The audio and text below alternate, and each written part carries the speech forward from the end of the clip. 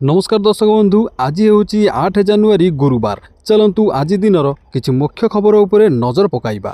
प्रथमे रही सरकारक निर्देश मानिलेनी डाक्तरक आंदोलन जोगु हंतसंत हेउचंती रोगी। डाक्तरक आंदोलन रोकिबाकू राज्य सरकारक पक्षरु अत्यावश्यक सेवा तथा रक्षणाबेक्षण आईन लागू होइथिले मध्य जारी रही प्रतिवाद। ओमसा डाक्तरक पक्षरु 2 घंटिया आंदोलन जारी रही।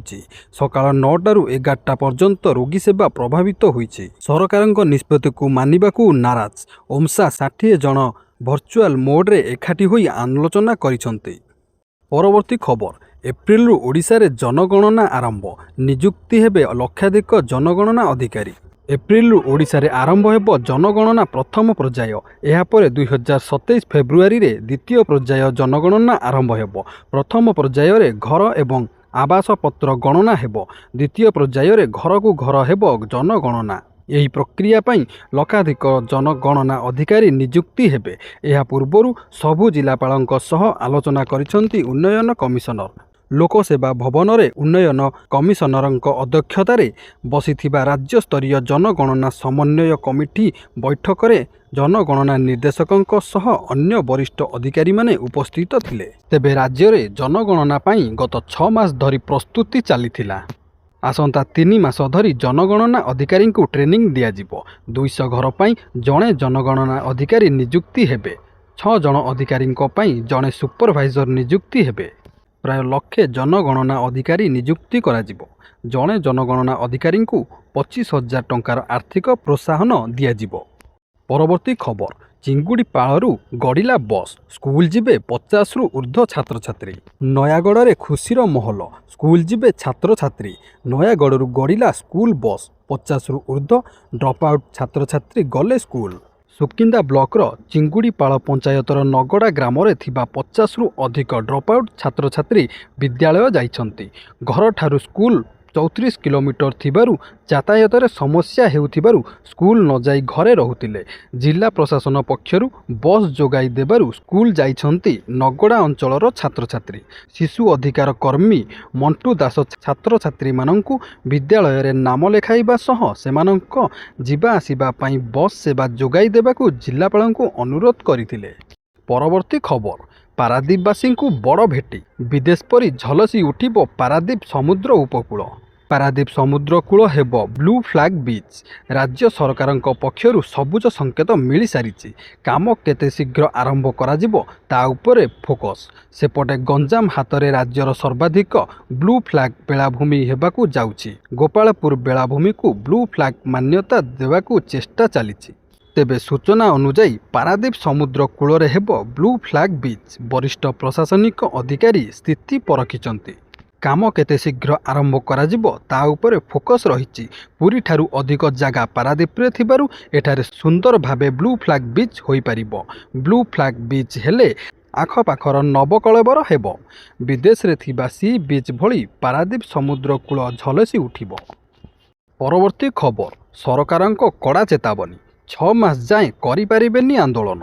डाक्तरक आंदोलन रोकिबाकू सरकारक बड़ पदक्षेप। सारा ओडिशा रे डाक्तर माने प्रतिदिन 2 घंटा धरी ओपीडी रे बसु नथिबारु अत्यावश्यक सेवा तथा रक्षणाबेक्षण आईन 1988 अनुଯାयी कार्यानुष्ठान ग्रहण करा जाइछि। तेबे एही नियम अनुଯାयी 6 मास पई राज्यर समस्त सरकारी एवं अनुदान प्राप्त संस्था स्वास्थ्य प्रतिष्ठान रे डाक्तर नर्स फार्मासिस्ट पारामेडिक्स टेक्नीशियन तृतीय एवं चतुर्थ श्रेणी कर्मचारी एवं चुक्तिभित्तिक कर्मचारी धर्मघट को निषेध करा जाइछि। एने गृह विभाग पक्षरु कड़ा निर्देशनामा जारी करा जाइछि। परवर्ती खबर सस्ता हला ईवी गाड़ी। किणिले मिलिबो लाख टंका पर्यंत सब्सिडी। दिल्ली सरकार राजधानी रे प्रदूषण मुक्ति एवं वैद्युतिक जानवाहन को प्रोत्साहित करिबा पई ईवी नीति 2.0 प्रचलन करिबाकू प्रस्तुत हेउछंती। एही नूतन नीतिर एक ड्राफ्ट प्रस्तुत करा जाई कैबिनेट अनुमोदन पई पठा जाइछि। मंजूर हेबा परे साधारण जनता को लाभ हेबो। सरकारक स्पष्ट उद्देश्य हेउछि पेट्रोल एवं डीजेल जानवाहन उपरे निर्भरशीलता ह्रास करिबा एवं वैद्युतिक जानवाहन को दिल्लीर दैनंदिन जीवनर एक अंश करिबा। परवर्ती खबर सावधान साइबर ठक नहीं गलेनी 19,000 कोटी टंका। ବର୍ଷକ ମଧ୍ୟରେ ଭୁବନେଶ୍ୱରରୁ 58 କୋଟି ଟଙ୍କାର ସାଇବର ଠକେଇ ରୁଜୁ ହୋଇଛି 251ଟି ମାମଲା। ମୁଣ୍ଡବିନ୍ଧା ପାଲଟିଲାଣି ଅଦୃଶ୍ୟ ଠକଙ୍କ କାରସାଦି। ସେପଟେ 22 କୋଟି ଟଙ୍କା ଫ୍ରିଜ୍ ସହ ଫେରାଇଛି ସାଇବର ଥାନା। 61 ଜଣ ଅଭିଯୁକ୍ତଙ୍କୁ ଗିରଫ କରାଯାଇଛି। ଶତ ଚେଷ୍ଟା ପରେ ମଧ୍ୟ ସୁଧୁରିନି ସ୍ଥିତି। ପରବର୍ତ୍ତୀ ଖବର, ଏହି କମ୍ପାନୀ ମାଗଣାରେ ଯୋଗାଉଛି ଡାଟା। ସରକାରୀ ଟେଲିକମ୍ କମ୍ପାନୀ ବିଏସ୍ଏନ୍ଏଲ୍ ନୂଆ ବର୍ଷରେ ତା'ର ଗ୍ରାହକମାନଙ୍କୁ ଏକ ସୁନ୍ଦର ଉପହାର ଦେଇଛି। ବିଏସ୍ଏନ୍ଏଲ୍ କମ୍ପାନୀ ନୂଆ ବର୍ଷ ଆରମ୍ଭରୁ ଏକ ସ୍ୱତନ୍ତ୍ର ଡାଟା ଅଫରଗୁଡ଼ିକୁ ଆଣିଛି। ଏହି ଅଫରଗୁଡ଼ିକ ଅଧୀନରେ ଉପଭୋକ୍ତାମାନେ ସେମାନଙ୍କର ପୂର୍ବ ରିଚାର୍ଜ ଯୋଜନା ଅପେକ୍ଷା ଅଧିକ ଡାଟା ପାଉଛନ୍ତି, କୌଣସି ଅତିରିକ୍ତ ମୂଲ୍ୟ ବିନା। ଏହି ଫିଚର ଜାନୁଆରୀ 31 ପର୍ଯ୍ୟନ୍ତ ବୈଧ ଅଛି ଏବଂ କେବଳ ସେହି ଗ୍ରାହକମାନେ ଯେଉଁମାନେ ଧାର୍ଯ୍ୟ ତାରିଖ ପୂର୍ବରୁ ରିଚାର୍ଜ କରିବେ ସେମାନେ ଏହାର ଲାଭ ଉଠାଇ ପାରିବେ। ବିଏସ୍ଏନ୍ଏଲ୍ ମାସିକ ଠାରୁ ବାର୍ଷିକ ପର୍ଯ୍ୟନ୍ତ ବିଭିନ୍ନ ଯୋଜନାରେ ଡାଟା ବୃଦ୍ଧି କରିଛି। ପରବର୍ତ୍ତୀ ଖବର, ରାଜ୍ୟକୁ ଶୁଷ୍କ ଥଣ୍ଡା ବାୟୁ କ୍ରମାଗତ ପ୍ରବେଶ ଯୋଗୁଁ ବଢ଼ିଛି ଶୀତ। ମଙ୍ଗଳବାର ତାପମାତ୍ରା 10 ଡିଗ୍ରୀ ପାଖାପାଖି ପହଞ୍ଚିଥିବା ସମ୍ଭାବନା। ଢେଙ୍କାନାଳ, ନୟାଗଡ଼, ଗଞ୍ଜାମ, କଟକ, ଗଜପତି ଓ କନ୍ଧମାଳରେ ଘନ କୁହୁଡ଼ି ନେଇ ପାଣିପାଗ ବିଭାଗ ପୂର୍ବାନୁମାନ କରିଛି। ଅନେକ ସ୍ଥାନରେ ରେକର୍ଡ ସହ ହାଡ଼ଭଙ୍ଗା ଜାଡ଼ ଅନୁଭବ ହେଉଛି। 3 ଦିନରେ ସାରା ରାଜ୍ୟରେ ରାତି ତାପମାତ୍ରା ପ୍ରାୟ 3 ଡିଗ୍ରୀ ଯାଏଁ କମିପାରେ। ପରବର୍ତ୍ତୀ 3 ଦିନରେ ସର୍ବନିମ୍ନ ତାପମାତ୍ରା ପୁଣି 2 ଡିଗ୍ରୀ ବଢ଼ିବ। ମକର ସଂକ୍ରାନ୍ତି ଯାଏଁ ଏହା ଅପରିବର୍ତ୍ତିତ ରହିପାରେ। 10 ତାରିଖ ରାତ୍ରିରେ ଭୁବନେଶ୍ୱର ଓ ବ୍ରହ୍ମପୁର ସମେତ ଦକ୍ଷିଣ ଉପକୂଳରେ ଶୀତ ସାମୟିକ ଭାବେ କମିପାରେ। 11 ତାରିଖରେ ଶୀତ ପୁଣି ଲେଉଟିବ। ପରବର୍ତ୍ତୀ ଖବର, ବଙ୍ଗୋପସାଗରରେ ଲଘୁଚାପ, କାଲିକୁ ହେବ ଅଧିକ ଘନୀଭୂତ। ଧାନ ଅମଳ ସମୟରେ ଆସୁଛି ବର୍ଷା। ବିଲରେ ମଣ୍ଡିରେ ପଡ଼ିଛି ଧାନ। ଚାଷୀଙ୍କୁ ଛାନିଆ କଲାଣି ଅଦିନିଆ ବର୍ଷା ଆଶଙ୍କା। ବଙ୍ଗୋପସାଗରରେ ସୃଷ୍ଟି ହୋଇଛି ଶୀତଦିନିଆ ଲଘୁଚାପ। ଧାନ ଅମଳ ସମୟରେ ଲଘୁଚାପ ସୃଷ୍ଟି ହେବା ଘଟଣା ଚାଷୀଙ୍କୁ ଛାନିଆ କରିଛି। ପରବର୍ତ୍ତୀ ଖବର, ଅଶ୍ଳୀଳ ଭିଡିଓ ଦେଖିଲେ ଗିରଫ ହେବେ। ଶିଶୁ କିମ୍ବା ନାବାଳିକାକୁ ନେଇ ହୋଇଥିବା ଅଶ୍ଳୀଳ ଭିଡିଓ ଦେଖୁଥିଲେ ପୋଲିସ ନିଶ୍ଚିନ୍ତ ବାନ୍ଧିବ। ଆଜି ଏହା ସ୍ପଷ୍ଟ କରିଛନ୍ତି କଟକ ଡିସିପି। ଅନୁରୂପ ଅଭିଯୋଗରେ ଗତକାଲି କମିଶନରେଟ ପୋଲିସ ଯାଜପୁର ଅନ୍ତର୍ଗତ ମଙ୍ଗଳପୁରର ମୁକେଶ ବାରିକଙ୍କୁ ଗିରଫ କରିଛି।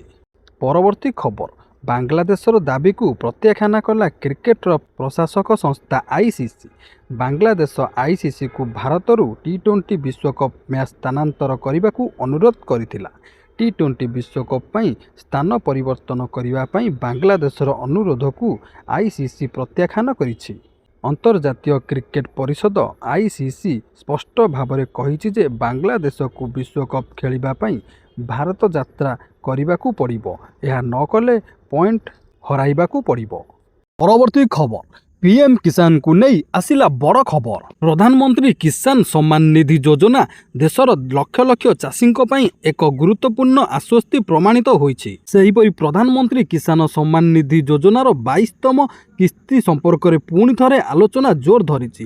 ନୂତନ ବର୍ଷ ଆରମ୍ଭରେ ଚାଷୀମାନେ ଖୁସି ଖବର ପାଇବେ ବୋଲି ଆଶା କରାଯାଉଛି। ପୂର୍ବ 21ତମ କିସ୍ତି 19 ନଭେମ୍ବର 2025ରେ ଜାରି କରାଯାଇଥିଲା, ଯେଉଁଥିରେ ଦେଶର 9 କୋଟିରୁ ଅଧିକ ଚାଷୀ ବ୍ୟାଙ୍କ ଆକାଉଣ୍ଟକୁ ସିଧାସଳଖ 2000 ଟଙ୍କା ସ୍ଥାନାନ୍ତର କରାଯାଇଥିଲା।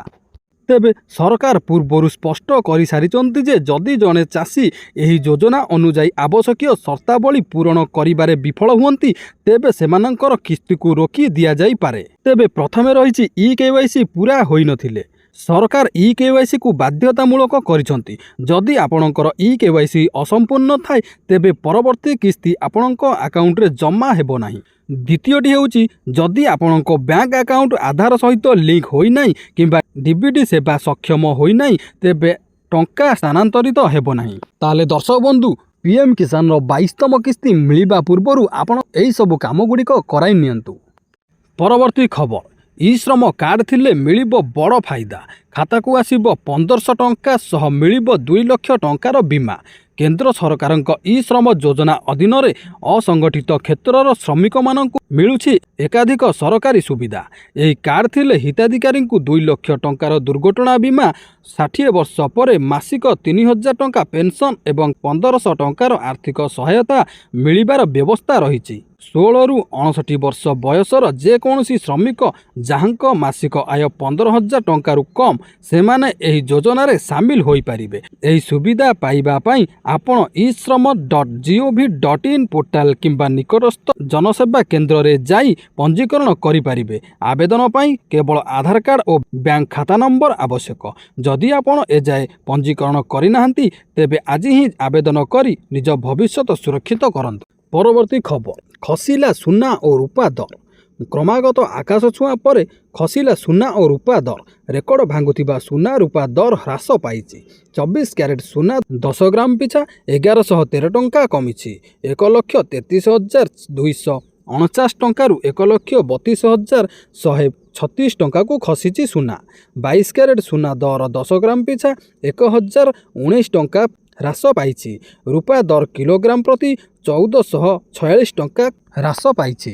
ପରବର୍ତ୍ତୀ ଖବର, 2026 ପାଇଁ ସ୍କୁଲ ଛୁଟି ତାଲିକା ପ୍ରକାଶ। ମାଧ୍ୟମିକ ଶିକ୍ଷା ନିର୍ଦ୍ଦେଶାଳୟ ପକ୍ଷରୁ ଆସନ୍ତା 2026 ବର୍ଷ ପାଇଁ ଛୁଟି ତାଲିକା ପ୍ରକାଶ ପାଇଛି। ଆସନ୍ତା ବର୍ଷ ରବିବାର ବ୍ୟତୀତ 22ଟି ଛୁଟି ହେବ। ଏଥିରୁ ଛୁଟି ତାଲିକାରେ ଥିବା ନେତାଜୀ ଜୟନ୍ତୀ, ସାଧାରଣତନ୍ତ୍ର ଦିବସ, ଉତ୍କଳ ଦିବସ, ସ୍ୱାଧୀନତା ଦିବସ, ଗଣେଶ ପୂଜା ଓ ଗାନ୍ଧୀ ଜୟନ୍ତୀ ବିଦ୍ୟାଳୟରେ ପାଳନ କରାଯିବ। ଗ୍ରୀଷ୍ମ ପ୍ରବାହକୁ ଅନୁମାନ କରି ମେ 6 ତାରିଖରୁ ଜୁନ୍ 17 ତାରିଖ ପର୍ଯ୍ୟନ୍ତ ମୋଟ 38 ଦିନ ଖରା ଛୁଟି ରଖାଯାଇଛି। ସେହିପରି ଦୁର୍ଗା ପୂଜା ଓ ଶୀତ ସମୟରେ 8 ଦିନ ଲେଖାଏଁ ଛୁଟି ରହିଛି। ପୂଜା ଛୁଟି ଅକ୍ଟୋବର 17ରୁ 26 ଯାଏଁ ହେବାକୁ ଥିବାବେଳେ ଡିସେମ୍ବର 23ରୁ 31 ତାରିଖ ଯାଏଁ ଶୀତ ଛୁଟି ତାଲିକାରେ ରହିଛି। ଜିଲ୍ଲା ଶିକ୍ଷା ଅଧିକାରୀଙ୍କ ଅନୁମତି କ୍ରମେ 2 ଦିନ ସ୍ଥାନୀୟ ଛୁଟି ଦିଆଯିବ। ପରବର୍ତ୍ତୀ ଖବର, ବଢ଼ିଲା ଷ୍ଟାଇପେଣ୍ଡ ଟଙ୍କା। ବଢ଼ିଲା ଆୟୁର୍ବେଦିକ ଓ ହୋମିଓପାଥିକ ପିଜି ଛାତ୍ରଛାତ୍ରୀଙ୍କ ଷ୍ଟାଇପେଣ୍ଡ। ପୂର୍ବରୁ ମିଳୁଥିବା ଷ୍ଟାଇପେଣ୍ଡରେ ବୃଦ୍ଧି ଘୋଷଣା କରିଛନ୍ତି ମୁଖ୍ୟମନ୍ତ୍ରୀ।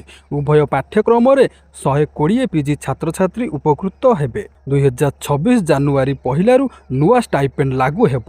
ପ୍ରଥମ ବର୍ଷ ପିଜି ଛାତ୍ରଙ୍କ ମାସିକ ଷ୍ଟାଇପେଣ୍ଡ 31ରୁ 48,000 ଟଙ୍କା, ଦ୍ୱିତୀୟ ବର୍ଷର ଛାତ୍ରଛାତ୍ରୀଙ୍କ ଷ୍ଟାଇପେଣ୍ଡ 32,000ରୁ 52,000 ଟଙ୍କାକୁ ବୃଦ୍ଧି କରାଯାଇଛି। ସେହିପରି ତୃତୀୟ ବର୍ଷ ଛାତ୍ରଛାତ୍ରୀଙ୍କ ଷ୍ଟାଇପେଣ୍ଡ 33ରୁ 55,000କୁ ବୃଦ୍ଧି କରାଯାଇଛି। ହାଉସ୍ ସର୍ଜନଙ୍କ ଷ୍ଟାଇପେଣ୍ଡ 17,000ରୁ 30,000କୁ ବୃଦ୍ଧି କରାଯାଇଛି। ଷ୍ଟାଇପେଣ୍ଡ ବୃଦ୍ଧି ଓ ଅନ୍ୟାନ୍ୟ ଦାବି ନେଇ ଉଭୟ ଆୟୁର୍ବେଦିକ ଓ ହୋମିଓପାଥିକ ପିଜି ଛାତ୍ରଛାତ୍ରୀମାନେ ନିକଟରେ ଆନ୍ଦୋଳନରେ ବସିଥିଲେ। ଏହାପରେ ସରକାର ଏଭଳି ପଦକ୍ଷେପ ନେଇଛନ୍ତି। ପରବର୍ତ୍ତୀ ଖବର, ଆସିଲା ନୂଆ ଯୋଜନା। ଯୁକ୍ତ 2ରେ ପଢ଼ୁଥିଲେ ମିଳିବ 50,000 ଟଙ୍କା। ରାଜସ୍ଥାନ ସରକାର 2016ରେ ମୁଖ୍ୟମନ୍ତ୍ରୀ ରାଜଶ୍ରୀ ଯୋଜନା ଆରମ୍ଭ କରିଥିଲେ। ଏହି ଯୋଜନା ଅଧୀନରେ ରାଜ୍ୟର ଝିଅମାନଙ୍କୁ ମୋଟ 50,000 ଟଙ୍କା ଆର୍ଥିକ ସହାୟତା ମିଳିଥାଏ। ଏହି ରାଶି ଏକାଥରେ ଦିଆଯାଇ ନଥାଏ, ବରଂ ଝିଅର ବୟସ ଏବଂ ଶିକ୍ଷାଗତ ପ୍ରଗତି ଉପରେ ଆଧାର କରି 6ଟି ଭିନ୍ନ ଭିନ୍ନ କିସ୍ତିରେ ଦିଆଯାଇଥାଏ ଏବଂ ସିଧାସଳଖ ତାଙ୍କ ବ୍ୟାଙ୍କ ଆକାଉଣ୍ଟକୁ ସ୍ଥାନାନ୍ତରିତ କରାଯାଇଥାଏ। ଏହି ଯୋଜନାର ମୁଖ୍ୟ ଉଦ୍ଦେଶ୍ୟ ହେଉଛି କନ୍ୟା ଭ୍ରୂଣ ହତ୍ୟା ରୋକିବା, ଲିଙ୍ଗ ଅନୁପାତରେ ଉନ୍ନତି ଆଣିବା ଏବଂ ଝିଅମାନଙ୍କ ଶିକ୍ଷାକୁ ଉତ୍ସାହିତ କରିବା। ପରବର୍ତ୍ତୀ ଖବର, ସୁପ୍ରିମକୋର୍ଟଙ୍କ ବଡ଼ ରାୟ। ଜେନେରାଲ ସିଟ୍ରେ ଏସ୍ସି ଏସ୍ଟି ଓ ଓବିସିଙ୍କ ବି ହକ୍। ସରକାରୀ ଚାକିରି କ୍ଷେତ୍ରରେ ସଂରକ୍ଷଣ ମେରିଟକୁ ନେଇ ସୁପ୍ରିମକୋର୍ଟ ଏକ ଐତିହାସିକ ରାୟ ଶୁଣାଇଛନ୍ତି। ସର୍ବୋଚ୍ଚ ନ୍ୟାୟାଳୟ ସ୍ପଷ୍ଟ କରିଛନ୍ତି ଯେ ଏଣିକି ସଂରକ୍ଷିତ ବର୍ଗ ଏସ୍ସି ଏସ୍ଟି ଓବିସିର ପ୍ରାର୍ଥୀମାନେ ମଧ୍ୟ ଜେନେରାଲ କ୍ୟାଟାଗୋରୀ ବା ସାଧାରଣ ବର୍ଗ ସିଟ୍ରେ ଚାକିରି ପାଇବାକୁ ହକଦାର ଅଟନ୍ତି। କୋର୍ଟଙ୍କ କହିବା କଥା ହେଲା, ଓପନ ବା ସାଧାରଣ ବର୍ଗର ସିଟ୍ କୌଣସି ନିର୍ଦ୍ଦିଷ୍ଟ ଜାତିର ଜାଗିର ନୁହେଁ।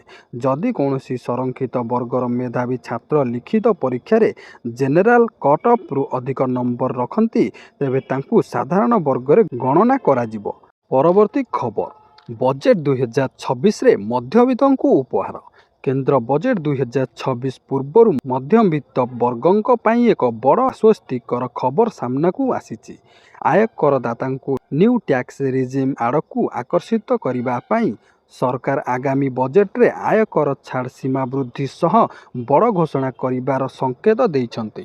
सरकारी तथ्य अनुजाई न्यू टैक्स रिजिम्र लोकप्रियता द्रुत गति रे बढ़ुछि एवं गत वर्ष प्राय 72% बा 5.27 कोटी लोक एही नुआ व्यवस्था रिटर्न फाइल करिसंती। विशेषज्ञों मतरे वार्षिक 7.5 लक्ष रु 25 लक्ष टंका आय करुथिबा व्यक्तिंको पई एही व्यवस्था अत्यंत लाभदायक। उदाहरण स्वरूप 15 लक्ष टंका आय उपरे पुराणा अपेक्षा नुआ नियम रे प्राय 36,400 टंकार संचय हेउछि।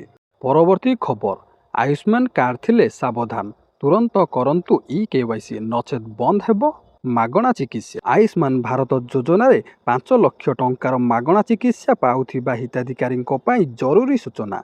जदि आपण तुरंत एही गोटिए काम करिनाहंती तेबे आपणक मागणा चिकित्सा सुविधा सबुदिन पई बंद हो जाई पारे।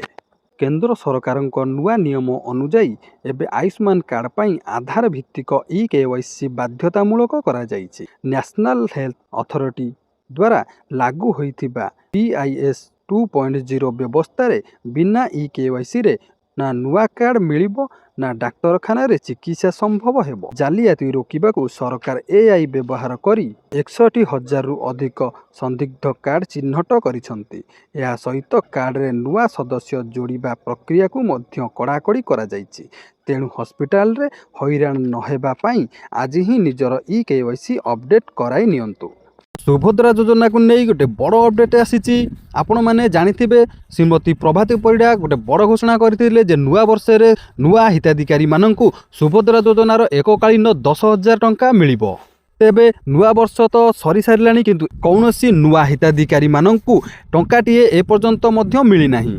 तेबे कथा हला जे नुआ हिताधिकारी माननकु केबे ए सुभद्रा योजनार 2टी किस्ती बा 10,000 टंका एककालीन मिलिबो।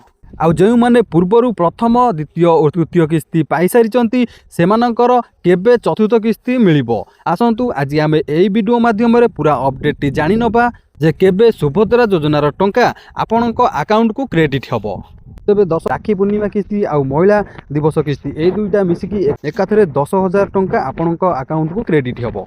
तेबे कथा हला जे एई 10,000 टंका आपणक केबे मिलिबो। देखंतु सठिक डेट तो ए पर्यंत घोषणा करा जाय नै किंतु कह जाउछि जे एई जनवरी मास शेष सुद्धा आपणकु एई 10,000 टंका मिल जिवो। जो माने नुआ हिताधिकारी माने अछंती सेमानकु एई जनवरी शेष सुद्धा ताको अकाउंट को 10,000 टंका क्रेडिट होई जिवो। तले डेट टी कहिबाकू गले अनुमानिक करा जाउछि जे जो माने नुआ हिताधिकारी माने अछंती नुआ करी आवेदन करथिले सेमानकु एई जनवरी 10 तारिख भितरे मिलिबार बहुत संभावना रहिछि। हाँ, आउ गोटे बड़ कथा होची नुआ हिताधिकारी मानक पई आउरी मध्य गोटे बड़ खुशी खबर अछि जे से माने एई 10,000 टंका पाई सारिला परे मध्य पुणी 5,000 टंका पाइबे। केबे पाइबे ना पुणी जेबे चतुर्थ किस्ती मिलिबो। पुराना हिताधिकारी माने जो माने अछंती जो मानकु प्रथम द्वितीय तृतीय किस्ती मिली सारिछि सेमानकु मार्च 8 तारिख रे पुणी चतुर्थ किस्ती मिलिया पई जाउछि। सेई टाइम रे पुणी जो माने नुआ हिताधिकारी माने 10,000 टंका पाइथिले पुणी से माने आउ 5,000 टंका सेई टाइम रे पाइबे। कहिबाकू गले आपण पूरा टोटली 15,000 टंका एककालीन पाइबा पई जाउचंती। तेबे दर्शक बंधु एही थिला आज दिनर मुख्य खबर। एही भली डेली मुख्य खबर गुड़िक जानिबा पई आपण माने चैनल टी को सब्सक्राइब करी पाखरे थिबा बेल आइकन को प्रेस करंतु जहा द्वारा अपलोड हेउतिबा वीडियो गुड़िक सर्वप्रथमे आपण माने देखि परिबे। रहउची जय जगन्नाथ।